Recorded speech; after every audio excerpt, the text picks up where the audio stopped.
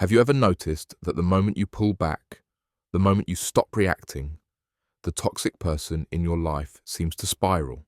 They might lash out, they might try to reel you back in with false promises, or even become oddly clingy. This isn't a coincidence. It's a profound psychological phenomenon, deeply rooted in Jungian principles. And once you understand it, you unlock the key to your freedom. You've been living in a constant state of emotional high alert. Every text message, every tone of voice, every subtle shift in their mood dictated your peace. You became a skilled navigator of their emotional landscape, constantly adjusting your own sails to avoid their storms. You believed that by giving more, by caring harder, by trying to fix them, you could earn their love, or at least their peace. Perhaps you spent countless hours trying to explain yourself, trying to make them understand your pain. You believed that if they just saw what they were doing, they would change. But your words seemed to vanish into a void, often met with denial, blame, or gaslighting. This cycle left you exhausted, confused, and feeling utterly powerless. Your sense of self was slowly eroding, replaced by their narratives about who you were. You felt a crushing weight of responsibility. If they were upset, it must be your fault. If things went wrong, you were the one to apologize. You walked on eggshells, so careful not to trigger their rage or their withdrawal, yet they always seemed to find a way to make you feel inadequate. The emotional intimacy you craved was replaced by a perverse dance of control and compliance. This constant emotional engagement, this desperate effort to manage their internal world, became a silent, unconscious contract. And while you were losing yourself in it, they were thriving on the power it gave them. Why do they panic when you detach? Carl Jung offers powerful insights into this dynamic, particularly through the lens of projection, the puer archetype, and the shadow. Firstly, projection. Toxic individuals, especially those with narcissistic or manipulative tendencies, often cannot tolerate the parts of themselves they deem unacceptable or weak. This is their shadow, the unconscious repository of disowned traits. Instead of integrating these qualities, they project them onto others. They see their own dependency, their own fear of abandonment, their own inner emptiness, reflected not within themselves, but within you. When you are emotionally engaged, when you are constantly reacting, apologizing, or chasing their approval, you are, in a sense, acting as a mirror for their projections. You are holding the burden of their unacknowledged neediness and control. You are performing the role they unconsciously assign to you. Your consistent presence and reactions confirm their warped reality and distract them from their own inner void. Secondly, consider Jung's concept of the puer aeternus, eternal youth, or puella aeterna, eternal girl. While not exclusively tied to toxic dynamics, the puer e puella archetype, in its shadow aspect, can manifest as an individual who resists responsibility, seeks endless gratification, and is profoundly dependent on others to validate their existence and manage their inner world. They avoid the hard work of individuation, the journey to becoming a whole, integrated self. A manipulator, embodying aspects of this unintegrated archetype, might operate from a place of emotional immaturity and a profound fear of self-sufficiency. They need an external supply, your attention, your reactions, your emotional energy, to regulate their own fragile sense of self. They need someone to play the parent or the enabler or the adoring fan because they haven't developed their own inner resources. Your consistent engagement provides this supply. It tells them, unconsciously, you don't have to face your own inner emptiness because I will fill it for you. So, when you detach, you are not just withdrawing your presence. You are withdrawing their projected self from you. You are stopping the mirroring. You are refusing to carry their unacknowledged dependency. You are no longer serving as their emotional regulator or their external source of validation. You are forcing them, perhaps for the first time, to confront the emptiness or the unintegrated shadow parts that they have so skillfully avoided. This is why they panic. Your detachment shatters their illusion. It means the unconscious contract is broken. It forces them to look at their own reflection, not the distorted one they saw in you. It reveals the fragile, unindividuated core that they have desperately tried to keep hidden. Your silence is not just an absence, it is a profound confrontation with their deepest fears.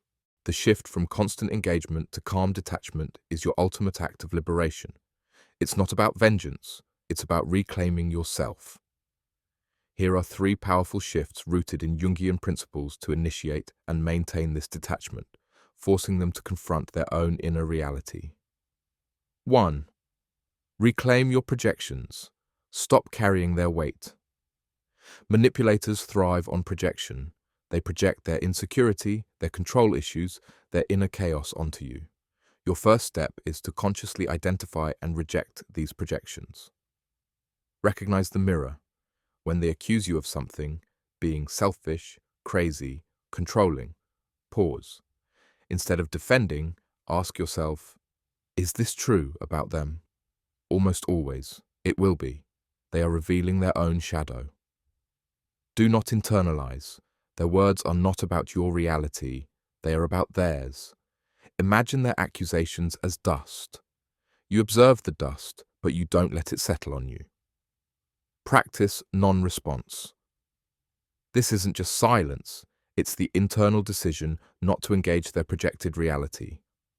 A calm, "That's your opinion," or "I hear you," without further explanation, is incredibly powerful because it refuses to accept their distorted mirror.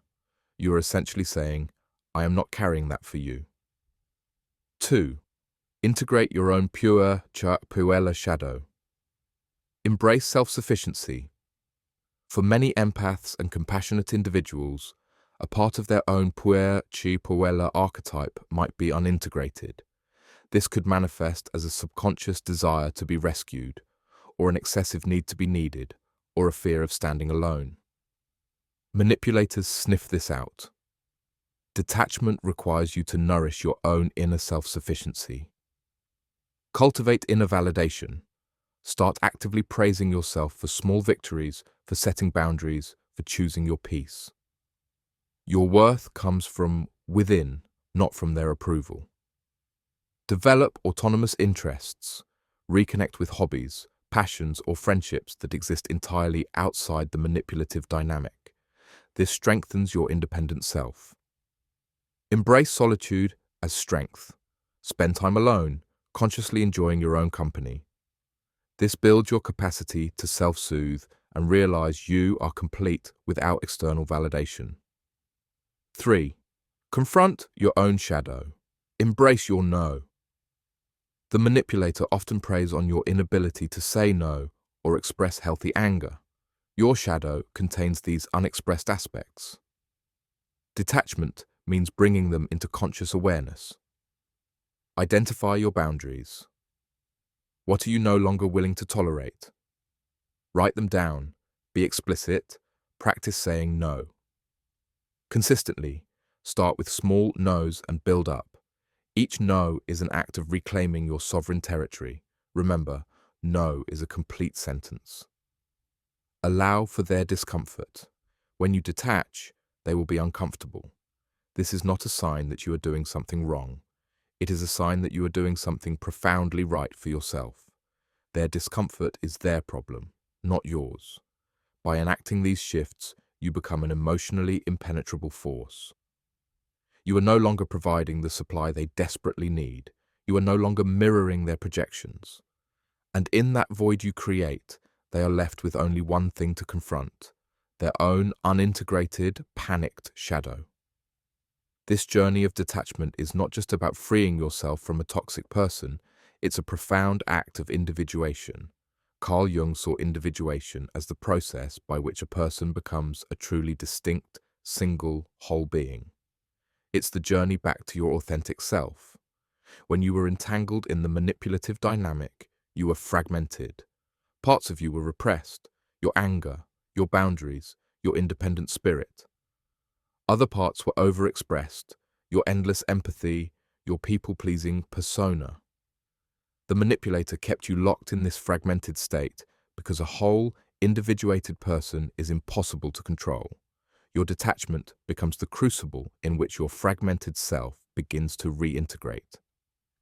Each time you refuse to engage their projections, you reclaim a piece of your psyche. Each time you set a boundary, you strengthen your inner core. Each time you choose your peace over their chaos, you align more deeply with your authentic truth. The panic you observe in them isn't just about losing control over you.